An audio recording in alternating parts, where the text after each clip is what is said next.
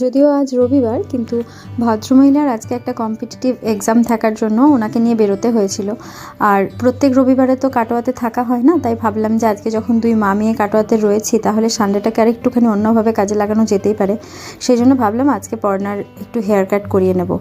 ছোটোবেলায় আমরা সবসময় চাইতাম যে আমাদের একটু বড় লম্বা চুল হবে, কিন্তু সেই ছোটোবেলাতে আমাদের মায়েরাও কিন্তু সবসময় জোর করে ওই চুল রাখতেই দিত না। বারবার চুল বড় করতাম আর সেই চুল কিন্তু কাটিয়ে দিত। যদিও এত বিলাসিতার সঙ্গে আমাদের চুল কাটা কখনোই হয়নি, এত সুন্দর পার্লার কোথায় আর সেসব ছিল। আমাদের বেলায় ওই নাপিত জেঠু আসতো আর ঘাড় গুঁজে একদম ধরে যেরকম খুশি একটা হেয়ার কাট করে দিয়ে চলে যেত। আমরা যতই রিকোয়েস্ট করতাম যে একদম যেন চুল ছোট করবে না, ওদিক থেকে মা দাঁড়িয়ে দাঁড়িয়ে ঠিক একটা ইশারা করে দিত। আলটিমেটলি দেখতাম যে আমাদের সমস্ত লম্বা করা যে চুল সমস্ত এক নিমেষে কেটে কিন্তু ছোট করে দিয়ে গেছে। উঠে পর প্রচণ্ড ঘাড় ব্যথা করতো, আর সেই সঙ্গে প্রচণ্ড কান্নাও পেত যে এত বড় করলাম অথচ চুলগুলো সব ছোট করে দিল। কিন্তু এখন আমি পর্ণাকে দেখি আর সেটা বুঝতে পারি যে আগে কেন মা আমাকে চুলগুলো সমস্ত বড় রাখতে দিত না, কেন একদম ছোট্ট করে কাটিয়ে দিত। পর্ণা না নিজের চুলের যত্ন নিজে করবে, নাকি আমাকে করতে দেয়। কখনোই সে ঠিকঠাক চুলে তেল লাগাতে দেয় না, আঁচড়াতে দেয় না, চুল বেঁধে শোবে সেটাও আমাকে করে দিতে দেয় না।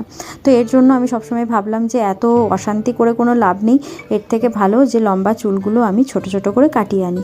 এর আগে বহুবার পর্ণার বহু রকম হেয়ার কাট আমি ট্রাই করেছি, লম্বা চুল করিয়েও দেখেছি।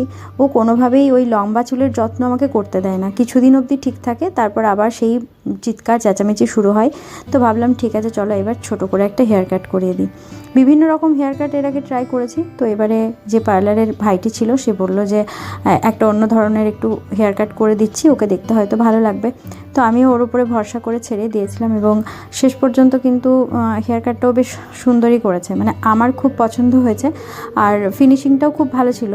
পর্ণা প্রথম দিকে ভীষণ মুখ কাচুমাচু করছিল যে মা কেন তুমি চুলটা কাটিয়ে দিচ্ছ, আমার বন্ধুরা আমাকে চিনতে পারবে না, হ্যাঁ সবাই আমাকে বলবে যে কেন অনুষ্ণা চুল ছোট করেছে।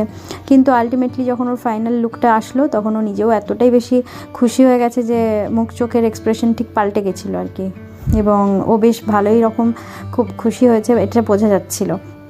তো যাই হোক, এটা ছিল ওর ফাইনাল লুক।